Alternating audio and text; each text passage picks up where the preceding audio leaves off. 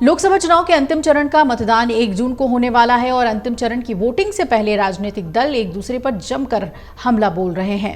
PM Modi के विपक्ष के मुजरे वाले बयान पर अब एआईएमआईएम के प्रमुख असदुद्दीन ओवैसी ने पीएम के बयान की विपक्ष वोट बैंक के लिए मुजरा कर रहा है को लेकर उनकी आलोचना करते हुए कहा कि जब चीन के सैनिकों ने कथित तौर पर भारतीय क्षेत्र के लगभग 2000 किलोमीटर पर कब्जा कर लिया था तो पीएम क्या चीन के साथ डिस्को डांस कर रहे थे। हैदराबाद के सांसद ने रविवार को बिहार के पाटलिपुत्र लोकसभा क्षेत्र में संबोधन के दौरान अपनी चुनावी रैली में ये बातें कही और पिछले हफ्ते उसी क्षेत्र में प्रधानमंत्री के शब्दों को याद किया जब उन्होंने विपक्ष पर वोट जिहाद में शामिल मुसलमानों के लिए मुजरा करने का आरोप लगाया था। ओवैसी ने ट्विटर एक्स पर पोस्ट किया जिसमें लिखा, नरेंद्र मोदी जी, आपने मुजरा की बात की तो असदुद्दीन ओवैसी आपसे पूछना चाहता है कि पिछले 3 साल से चीन ने भारत की 2000 वर्ग किलोमीटर जमीन पर कब्जा किया हुआ है। मोदी जी, आप चीन को हटा नहीं रहे हैं तो क्या चीन के साथ डिस्को डांस कर रहे थे। ओवैसी ने अपने बयान में यह भी कहा कि क्या प्रधानमंत्री को इस तरह की भाषा का इस्तेमाल करना चाहिए। क्या मोदी सोचते हैं कि हमारे पास बोलने के लिए मुंह नहीं है, हमारे मुंह में जुबान नहीं है।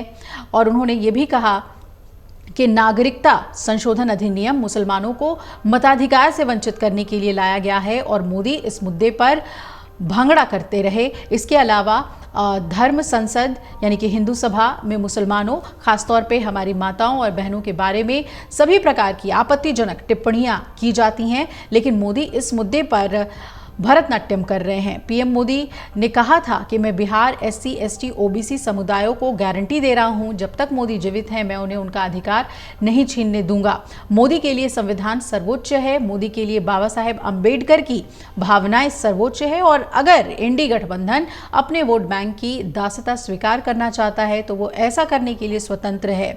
यदि वो मुजरा यानी नृत्य करना चाहते हैं तो वो करने के लिए स्वतंत्र है। मैं अभी भी एससी, एसटी के साथ खड़ा रहूंगा और ओबीसी आरक्षण दृढ़ता से देने के लिए जान से लड़ता रहूंगा।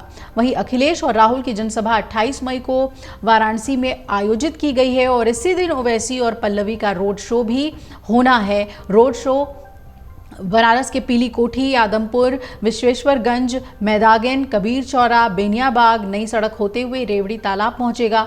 वहीं अपना दल कमेरावादी के जिलाध्यक्ष दिलीप सिंह पटेल ने बताया कि पार्टी की नेता पल्लवी पटेल सोमवार को सेवापुरी और रोहनिया विधानसभाओं में नुक्कड़ सभाएं भी करेंगी। तो ओवैसी बिहार से लेकर उत्तर प्रदेश तक प्रधानमंत्री नरेंद्र मोदी पर हमलावर हो रहे हैं और क्या इसका फायदा उन्हें वोट के रूप में होता है, ये देखना बहुत ही अहम होगा।